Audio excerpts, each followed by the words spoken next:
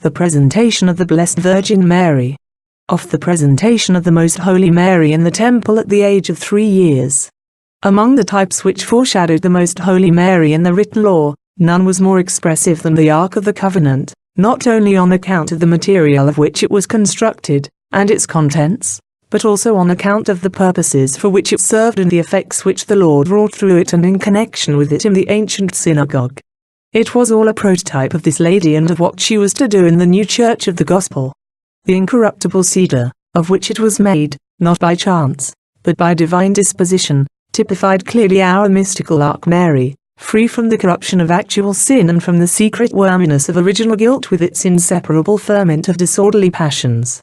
The finest and purest gold, which covered it on the outside and inside, certainly indicated the most perfect and exalted graces and gifts, which shone forth in her heavenly thoughts, in her works and activities, in her habits and the operations of her faculties, so that in no exterior or interior part of this mystical ark could be discerned aught, which at any moment of time was not entirely covered by the gold of the most exquisite and finest carat, the stone tablets of the law, the vase of the manna and the miraculous staff, which that ancient ark contained and preserved, cannot be surpassed in expressive significance of the eternal and incarnate Word, enclosed within that living ark, the Most Holy Mary, for he was her only begotten Son, the living foundation rock of the evangelical Church. In this virginal ark of Mary was placed the keystone which was to join the Gentiles and the Jews, and was torn from the mountain of its eternal generation in order that on it might be written by the finger of God the new law of grace. Thus in the old ark Mary was foreshadowed as the great Queen, who was to be the depository of all that God provided and operated for his creatures. She also enclosed within herself the manna of the divinity and of grace, and the wonder-working staff of miracles and prodigies, so that this heavenly and mystical ark alone contained the fountain of grace, namely God himself, overflowing into the rest of mankind and forming the nucleus of all the miracles and prodigies of God. In Mary therefore all that the Lord desired to operate and manifest is contained and deposited. Accordingly the Ark of the Testament, not in itself, but on account of the truth which it foreshadowed, served as a seat and footstool of propitiation, where the Lord was seated in the tribunal of his mercies, to listen to his people, to answer them and distribute his gifts and favors. For the ancient ark typified Most Holy Mary, the throne of grace and the true mystical propitiatory which he had expressly made for his indwelling. Thus it seems that the tribunal of the divine justice remains set up in God himself, while the propitiatory and the tribunal of his mercy was set up in Mary, in order that to her, as a throne of grace, we might approach in assured confidence to present our petitions for those benefits, graces and mercies, which outside of the Queen Mary, are unheard of and unattainable by the human race. Such a sacred and mysterious ark, constructed by the hands of the Lord himself for his habitation and as the propitiatory of his people, could not remain with propriety outside of his temple, where was preserved that other material ark, which was only a figure of this spiritual and true ark of the new covenant. Therefore its author ordained that she be placed in his house and temple as soon as the first 3 years of her infancy should be completed. But I am astonished to find a wonderful difference in regard to that which happened with the primitive and figurative ark and that which came to pass with the second and true ark of the covenant. For, though the ancient ark had no other importance than that of presignifying Mary and the mysteries connected with her, when the King David transferred it to different places, and when afterwards Solomon his son placed it in the temple, as in its proper place of rest, all was done with great festivities and rejoicings of that ancient people, as is shown by the solemn processions arranged by David from the house of Abinadab to the house of Obed-Edom, and thence to the tabernacle of Son, his own city. Likewise, when Solomon transferred it from Son to the new temple, which he had built as the house of God and of prayer by command of the Lord.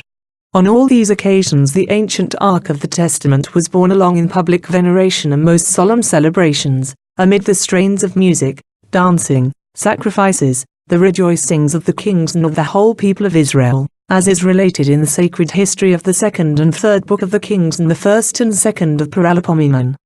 But our true and mystical Ark, the Most Holy Mary, although she was the most precious, the most estimable and worshipful of all the creatures, was not brought to the temple with such solemn show and public ostentation.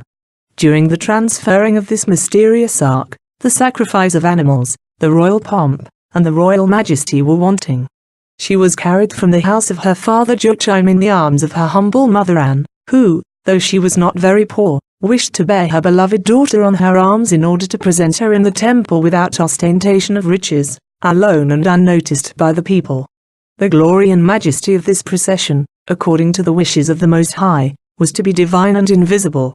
All the sacraments and mysteries of the Most Holy Mary are so exalted and hidden that according to the inscrutable decrees of the Lord many of them are concealed to this day. He it is that holds in his hands the time and the hour for the revelation of all things, and of each one in particular. Lost in admiration of this wonder, prostrate in the presence of the Most High and in the praise of his high judgments, I was favored by his majesty with the following explanation. Understand, my soul, that if I provided that the Ark of the Old Testament be venerated with so much festivity and outward show, it was because it was an express figure of her, who was to be the mother of the incarnate Word. The first Ark was material and irrational, and this ostentation and celebrity could be arranged for it without difficulty. But during her life on earth in mortal flesh, I would not permit such celebration in connection with the true and living Ark, Mary. For thou and the rest of the souls are to look upon her as an example during your pilgrimage. I do not desire those who are written in my memory for eternal election to expect honors and the inconsiderate praise and applause of men as a part of their reward for working in my honor and service during mortal life. Nor must they be put in danger of dividing the love of their God, who justifies them and makes them saints, with those who merely proclaim them as such. The one and only Creator has made them and sustains them, illumines and defends them. Therefore their love and attention must be single and undivided, and it must not be diverted even by a thankful regard for those who honor them as just. The love of God is most sensitive, the human will is most frail and limited. If it is divided, it can only be small and very imperfect in its activity, easily coming to naught. Therefore I did not wish her, who was to be the example of all holiness and who was free from all danger of a fall through my protection, to be renowned, or specially honored during her life, nor was she to be brought to the temple amid the outward show of honor. Moreover, I have sent my only begotten from heaven and have created her, who was to be his mother, for the very purpose of drawing the world from its error and of undeceiving mortals, who have established the unjust and sinful law, that the poor are to be despised and the rich esteemed, that the humble are to be humiliated and the proud to be exalted, the virtuous to be maligned and the sinful applauded, that the timorous and modest are to be considered as fools and the arrogant to be held as valiant, that poverty should be considered as shameful and unfortunate, while riches, pomp, ostentation, splendor, honors, perishable pleasures should be sought and prized by foolish and carnal men. All this the incarnate Word and his mother, in coming among them, were to reprove and condemn as deceitful and false, so that mortals might perceive the terrible danger of loving and entertaining so blindly the deceitful sensible pleasures, in which they live. Through this insensate love it happens that they so persistently fly from humility, meekness and poverty and evade all that pertains to the true virtue of penance and abnegation of self. And yet these virtues are truly acceptable in my eyes and according to my justice. For the holy, the honorable, the just actions, are to be rewarded with eternal glory, whereas the contrary ones are to be visited by everlasting punishment. This truth earthly and carnal eyes do not see, nor do they care to attend to the light which teaches them. But thou, soul, observe it and write it in thy heart, taking an example from the incarnate Word and from his mother, and imitating them closely therein. She was holy and, in my estimation, most acceptable to Christ. To her was due all the veneration and worship of men, and even more than they could give. Yet I provided and ordained in her regard that she receive no honor or recognition at that time, so that she, as the mistress of truth, might be the most shining example of all that is holy, perfect, estimable and safest for the instruction and guidance of my elect. She was to be the shining example of humility, of retirement, of contempt and horror for the dreadful vanity of the world, of love for sufferings, tribulations, insults, afflictions and dishonors inflicted by creatures. All holiness is adverse and contrary to the applause, honors and estimation of the world, and I decreed that the most pure Mary should not be burdened by them, nor do I desire that my friends should enjoy or be pleased with them. If my glory it sometimes happens that they become known to the world, it is not because they have desired it or looked for it, but because they, always remaining in the humility and in the sentiment proper to their state, resign themselves to my providence. For themselves in as far as they are concerned, They seek and love that which the world despises and which the incarnate Word and His most holy Mother strove after and have taught. This was the answer which the Lord gave to my wondering inquiry, and that did He instruct me in regard to what I should seek and strive after. The 3 years' time decreed by the Lord having been completed, Joachim and Anne set out from Nazareth, accompanied by a few of their kindred and bringing with them the true living Ark of the Covenant, the Most Holy Mary, borne on the arms of her mother in order to be deposited in the Holy Temple of Jerusalem. The beautiful child, by her fervent and loving aspirations, hastened after the ointments of her beloved, seeking in the temple Him, whom she bore in her heart. This humble procession was scarcely noticed by earthly creatures, but it was invisibly accompanied by the angelic spirits, who, in order to celebrate this event, had hastened from heaven in greater numbers than ordinary as her bodyguard, and were singing in heavenly strains the glory and praise of the Most High. The Princess of Heaven heard and saw them as she hastened her beautiful steps along in the sight of the highest and the true Solomon. Thus they pursued their journey from Nazareth to the holy city of Jerusalem, and also the parents of the Holy Child Mary felt in their hearts great joy and consolation of spirit. They arrived at the holy temple, and the blessed Anne on entering took her daughter and mistress by the hand, accompanied and assisted by Saint Joachim. All three offered a devout and fervent prayer to the Lord. The parents offering to God their daughter, and the Most Holy Child, in profound humility, adoration and worship, offering up herself. She alone perceived that the Most High received and accepted her, and, amid divine splendor which filled the temple, she heard a voice saying to her, "Come, my beloved, my spouse, come to my temple, where I wish to hear thy voice of praise and worship." Having offered their prayers, they rose and betook themselves to the priest. The parents consigned their child into his hands and he gave them his blessing. Together they conducted her to the portion of the temple buildings, where many young girls lived to be brought up in retirement and in virtuous habits, until old enough to assume the state of matrimony. It was a place of retirement especially selected for the firstborn daughters of the royal tribe of Judah and the sacerdotal tribe of Levi. 15 stairs led up to the entrance of these apartments. Other priests came down these stairs in order to welcome the blessed child Mary. The one that had received them, being according to the law one of the minor order, placed her on the first step. Mary, with his permission, turned and kneeling down before Joachim and Anne, asked their blessing and kissed their hands, recommending herself to their prayers before God. The holy parents in tenderest tears gave her their blessing, whereupon she ascended the 15 stairs without any assistance. She hastened upward with incomparable fervor and joy, neither turning back, nor shedding tears, nor showing any childish regret at parting from her parents. To see her, in so tender an age, so full of strange majesty and firmness of mind, excited the admiration of all those present. The priests received her among the rest of the maidens, and Saint Simeon consigned her to the teachers, one of whom was the prophetess Anne. This holy matron had been prepared by the Lord by a special grace and enlightenment, so that she joyfully took charge of this child of Joachim and Anne. She considered the charge a special favor of divine providence and merited by her holiness and virtue to have her as a disciple, who was to be the mother of God and mistress of all the creatures. Scornfully her parents Joachim and Anne retraced their journey to Nazareth, now poor as deprived of the rich treasure of their house. But the Most High consoled and comforted them in their affliction. The holy priest Simeon, although he did not at this time know of the mystery enshrined in the child Mary, obtained great light as to her sanctity and her special selection by the Lord.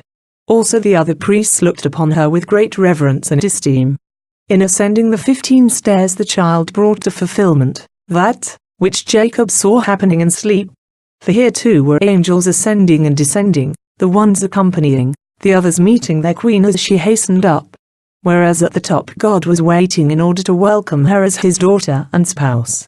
She also felt by the effects of the overflowing love, that this truly was the house of God and the portal of heaven. The child Mary, when brought to her teacher, knelt in profound humility before her and asked her blessing. She begged to be admitted among those under her direction, obedience and counsel, and asked her kind forbearance in the labor and trouble, which she would occasion. The prophetess Anne, her teacher, received her with pleasure, and said to her, "My daughter, thou shalt find in me a helpful mother and I will take care of thee and of thy education with all possible solicitude." Then the holy child proceeded to address herself with the same humility to all the maidens which were then present. Each one she greeted and embraced, offering herself as their servant and requesting them, as older and more advanced than she in the duties of their position, to instruct and command her. She also gave them thanks, that without her merit they admitted her to their company. Instruction given me by the Most Holy Virgin Mary. My daughter, the greatest happiness, which can befall any soul in this mortal life, is that the Almighty call her to His house consecrated to His service. For by this benefit He rescues the soul from a dangerous slavery and relieves her of the vile servitude of the world, where, deprived of true liberty, she eats her bread in the sweat of her brow. Who is so dull and insipid as not to know the dangers of the worldly life, which is hampered by all the abominable and most wicked laws and customs introduced by the astuteness of the devil and the perversity of men? The better part is religious life and retirement. In it is found security, outside is a torment and a stormy sea, full of sorrow and unhappiness. Through the hardness of their heart and the total forgetfulness of themselves, men do not know this truth and are not attracted by its blessings. But thou, O soul, be not deaf to the voice of the Most High, attend and correspond to it in thy actions. I wish to remind thee, that one of the greatest snares of the demon is to counteract the call of the Lord, whenever he seeks to attract and incline the soul to a life of perfection in His service. Even by itself, the public and sacred act of receiving the habit and entering religion, although it is not always performed with proper fervor and purity of intention, is enough to rouse the wrath and fury of the infernal dragon and his demons. For they know that this act tends not only to the glory of the Lord and the joy of the holy angels, but that religious life will bring the soul to holiness and perfection. It very often happens, that they who have received the habit with earthly and human motives, are afterwards visited by divine grace, which perfects them and sets all things right. If this is possible even when the beginning was without a good intention, how much more powerful and efficacious will be the light and influence of grace and the discipline of religious life, when the soul enters under the influence of divine love and with a sincere and earnest desire of finding God, and of serving and loving Him? Before the Most High reforms or advances those, who for any reason enter the religious state, it is no more than right, that in turning away from the world they avert also their eyes from it and blot out from their memory all its images, forgetting all that they have in so praiseworthy a manner left behind. Those that neglect this requirement and are ungrateful and disloyal toward God, will doubtlessly fall under the punishment of the wife of Lot, and if on account of the goodness of God they do not suffer this punishment in an equally open and visible manner, they nevertheless undergo it interiorly, remaining congealed and full of dryness, without fervor or advance in virtue. Forsaken by grace they that do not attain the end of their vocation, make no progress in religion, nor find any spiritual consolation in it, and do not merit to be visited by the Lord as children, but to be left to their own resources like unfaithful and fugitive slaves. Remember, Mary, that for thee all the world must be crucified and dead, that thou must have for it no memory, retain none of its images, pay it no attention, nor have any inclination toward any of its creatures. If sometimes it is necessary to exercise charity with thy neighbors, see that thou ordain it well and that thou safeguard beforehand the good of thy soul, its security and quiet, its interior tranquility and peace. In these points, as far as is possible without sin, I admonish and command thee to go to the greatest extremes, if thou wishest to remain in my school. Concerning a singular favor, which the Almighty conferred on Most Holy Mary as soon as she was established in the temple. When the heavenly child Mary had dismissed her parents and entered upon her life in the temple, her teacher assigned to her a place among the rest of the maidens, each of whom occupied a large alcove or little room. The Princess of Heaven prostrated herself on the pavement, and, remembering that it was holy ground and part of the temple, she kissed it. In humble adoration she gave thanks to the Lord for this new benefit, and she thanked even the earth for supporting her and allowing her to stand in this holy place, for she held herself unworthy of treading and remaining upon it.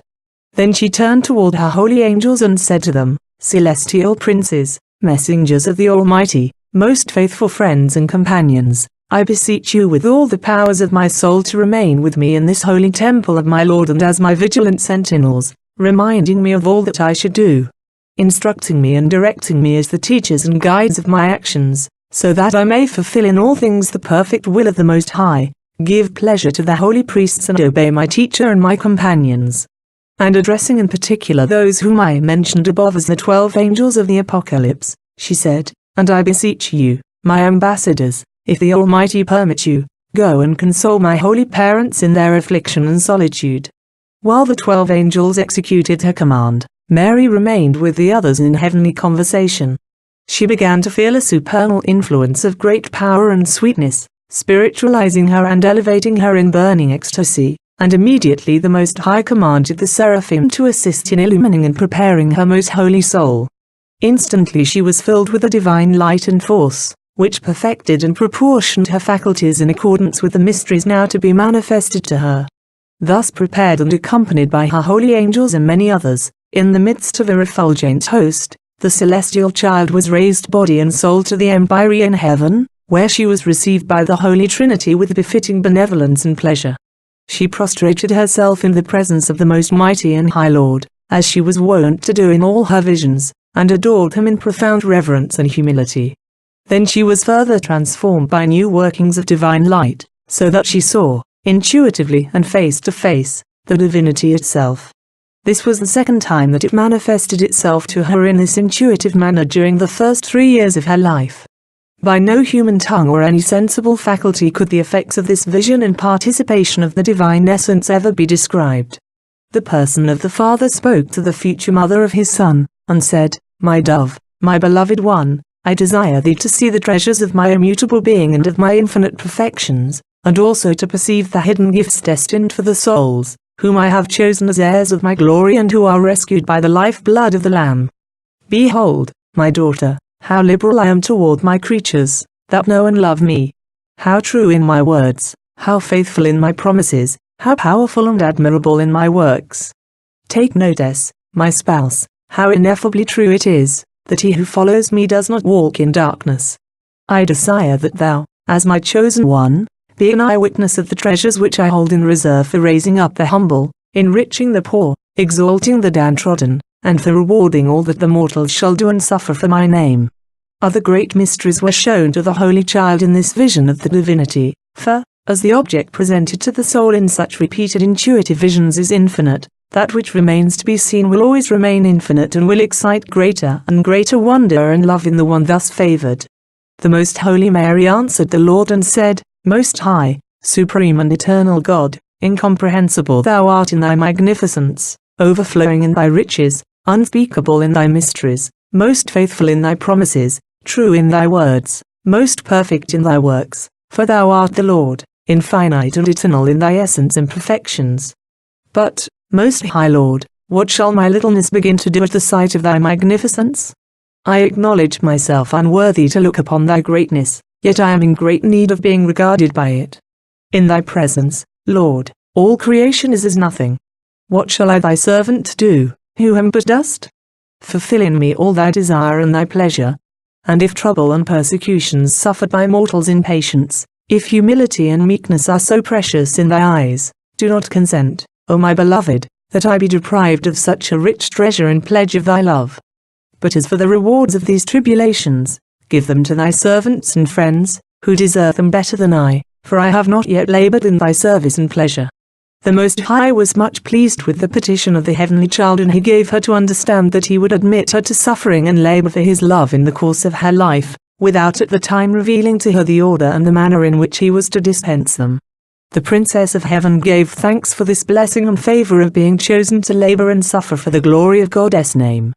Burning with desire of securing such favor, she asked of His Majesty to be allowed to make 4 vows in his presence, of chastity, of poverty, of obedience, and of perpetual enclosure in the temple whither he had called her. To this petition the Lord answered and said to her, "My spouse, my thoughts rise above all that is created, and thou, my chosen one, dost not yet know what is to happen to thee in the course of thy life, and thou dost not yet understand why it is impossible to fulfill thy fervent desires altogether in the manner in which thou now dost imagine. The vow of chastity I permit, and I desire that thou make it. I wish that from this moment thou renounce earthly riches. It is also my will that as far as possible, thou observe whatever pertains to the other vows, just as if thou hadst made them all. Thy desire should be fulfilled through many other virgins in the coming law of grace. For, in order to imitate thee and to serve me, They will make these same vows and live together in community, and thou shalt be the mother of many daughters. The most holy child then, in the presence of the Lord, made the vow of chastity, and as for the rest, without binding herself, she renounced all affection for terrestrial and created things. She moreover resolved to obey all creatures for the sake of God. In the fulfillment of these promises she was more punctual, fervent and faithful than any who have ever made these vows or ever will make them. Forthwith the clear and intuitive vision of the divinity ceased, but she was not immediately restored to the earth. For, remaining in the empyrean heaven, she enjoyed another, an imaginary vision of the Lord in a lower state of ecstasy, so that in connection with it, she saw other mysteries. In this secondary and imaginary vision some of the seraphim closest to the Lord approached her and by his command adorned and clothed her in the following manner. First all her senses were illumined with an effulgent light, which filled them with grace and beauty. Then they robed her in a mantle or tunic of most exquisite splendor, and girded her with a cincture of varicolored and transparent stones, of flashing brilliancy, which adorned her beyond human comprehension. They signified the immaculate purity and the various heroic virtues of her soul. They placed on her also a necklace or collar of inestimable and entrancing beauty, which contained 3 large stones, symbolic of the 3 great virtues of faith, hope and charity. This they hung around her neck, letting it fall to her breast as if indicating the seat of these precious virtues. They also adorned her hands with 7 rings of rare beauty, whereby the Holy Ghost wished to proclaim that he had enriched her with his holy gifts in the most eminent degree. In addition to all this, the Most Holy Trinity crowned her head with an imperial diadem, made of inestimable material and set with most precious stones, constituting her thereby as his spouse and as the Empress of Heaven. In testimony whereof the white and refulgent vestments were emblazoned with letters or figures of the finest and the most shining gold, proclaiming, Mary, daughter of the Eternal Father, spouse of the Holy Ghost and mother of the true light. This last name or title the heavenly mistress did not understand. But the angels understood it, who, lost in wonder and praise of the author, were assisting at this new and strange ceremony. Finally the attention of all the angelic spirits was drawn toward the Most High, and a voice proceeded from the throne of the blessed Trinity, which, addressing the Most Holy Mary, spoke to her, Thou shalt be our spouse, our beloved and chosen one among all creatures for all eternity. The angels shall serve thee, and all the nations and generations shall call thee blessed. The sovereign child, being thus attired in the court dress of the divinity, then celebrated a more glorious and marvelous espousal than ever could enter the mind of the highest cherubim and seraphim. For the Most High accepted her as his sole and only spouse, and conferred upon her the highest dignity which can befall a creature. He deposited within her his own divinity in the person of the Word, and with it all the treasures of grace befitting such eminence.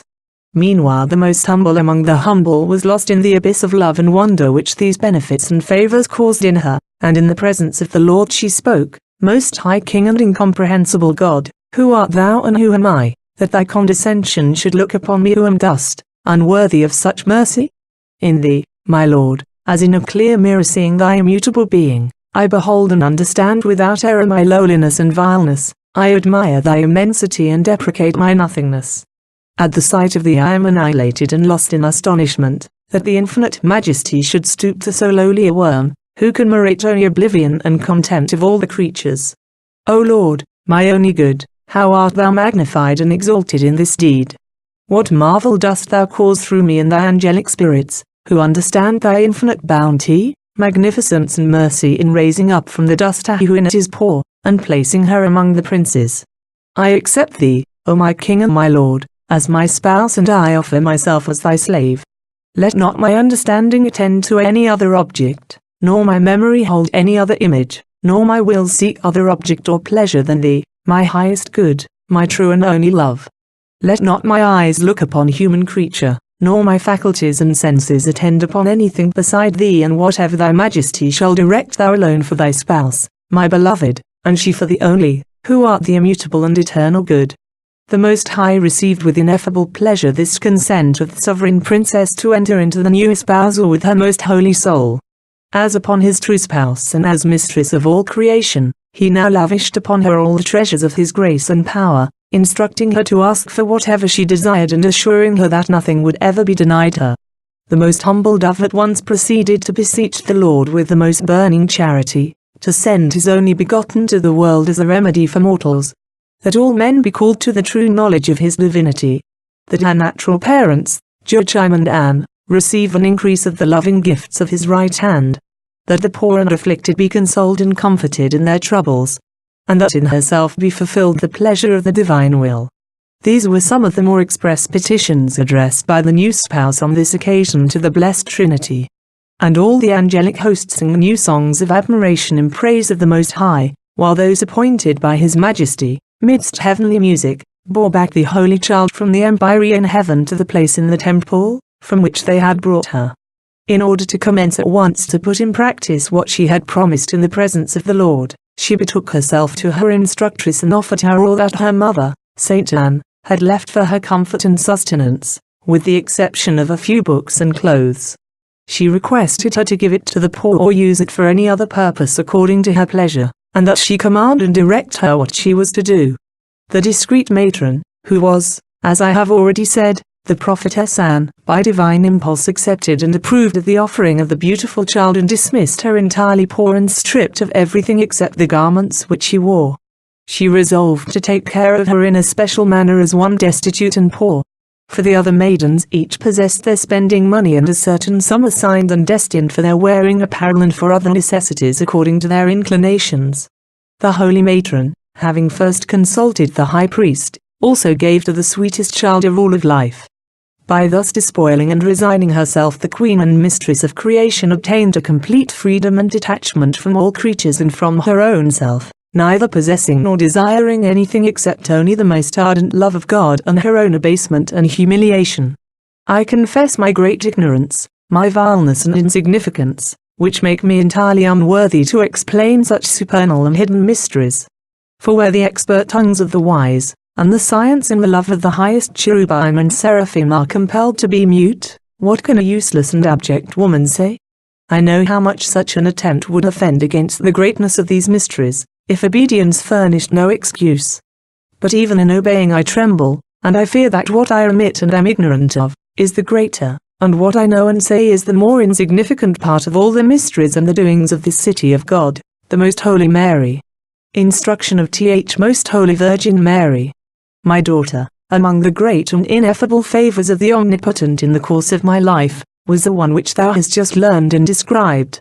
For by this clear vision of the divinity and of the incomprehensible essence I acquired knowledge of the most hidden sacraments and mysteries, and in this adornment and espousal I received incomparable blessings and felt the sweetest workings of the divinity in my spirit. My desire to take the 4 vows of poverty, obedience, chastity and enclosure pleased the Lord very much, and I merited thereby that the God-fearing in the Church and in the law of grace are drawn to live under these vows, as is the custom in the present time. This was the beginning of that which you religious practice now, fulfilling the words of David in the 44th Psalm, after her shall virgins be brought to the King. For the Lord ordained that my aspirations be the foundation of religious life and of the evangelical law. I fulfilled entirely and perfectly all that I proposed to the Lord, as far as was possible in my state of life. Never did I look upon the face of a man, not even on that of my husband Joseph, nor on that of the angels, when they appeared to me in human form, though I saw and knew them all in God. Never did I incline toward any creature, rational or irrational, nor toward any human operation or tendency. But in all things I was governed by the Most High, either directly by Himself or indirectly through the obedience, to which I freely subjected myself.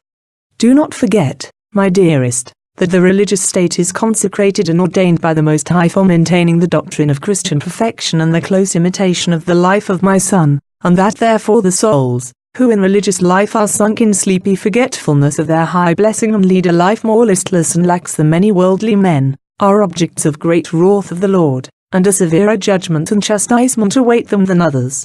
The demon also, ancient and astute serpent as he is, uses more diligence in his attempts to overcome religious men and women, than to conquer all the rest of worldly men. And if one of these religious fall, all hell exerts the greatest solicitude and care to prevent his using the many means which religion affords for rising from a fall, such as obedience and holy exercises and the frequent use of the sacraments. To make all these remedies miscarry and be of no use to the fallen religious, the enemy applies so many cunning snares that it would fill with terror anyone who saw them. However, much of this is recognized in the actions and artifices by which a lax religious soul tries to defend its remissness, excusing it by specious arguments, if it does not break out in disobedience and yet greater disorders and faults.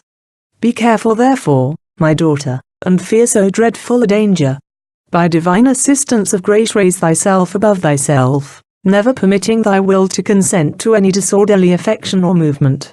I wish thee to consume thyself in dying to thy passions and in becoming entirely spiritualized, so that having extinguished within thee all that is of earth, thou mayst come to lead an angelic life and conversation. In order to deserve the name of spouse of Christ, thou must pass beyond the limits and the sphere of a human being and ascend to another state and divine existence. Although thou art earth, thou must be a blessed earth, without the thorns of passion, one whose fruit is all for the Lord, its master. If thou hast for thy spouse that supreme and mighty Lord, who is the King of kings and the Lord of lords, consider it beneath thy dignity to turn thy eyes, and much more thy heart, toward such vile slaves, as are the human creatures, for even the angels love and respect thee for thy dignity as spouse of the Most High. If even among men it is held to be a daring and boundless insolence in a plebeian to cast longing eyes upon the spouse of a prince, what a crime would it be to cast them on the spouse of the heavenly and omnipotent King? And it would not be a smaller crime if she herself would receive and consent to such familiarity. Consider and assure thyself that the punishment reserved for this sin is inconceivably terrible, and I do not show it to thee visibly, lest thou perish in thy weakness. I wish that for thee my instructions suffice to urge thee to the fulfillment of all I admonish, and to imitate me as my disciple, as far as thy powers go. Be also solicitous in recalling this instruction to the mind of thy nuns and in seeing that they live up to it. My mistress and my most kind queen, in the joy of my soul I listen to thy sweetest words, so full of spirit and of life, and I wish to inscribe them in the interior of my heart together with the graces of thy most holy Son, which I beseech thee to obtain for me. If thou give me permission I will speak in thy presence as an ignorant disciple with her mistress and teacher. I desire, O my mother and protectress, though I am so unworthy and remiss, to fulfill the 4 vows of my profession according to thy commands and according to my obligation, though I am so unworthy and remiss therein. Yet I beseech thee, give me a more full instruction, which may serve me as a guide and direction in the fulfillment of this duty and as a complement of these vows, which thou hast placed in my heart.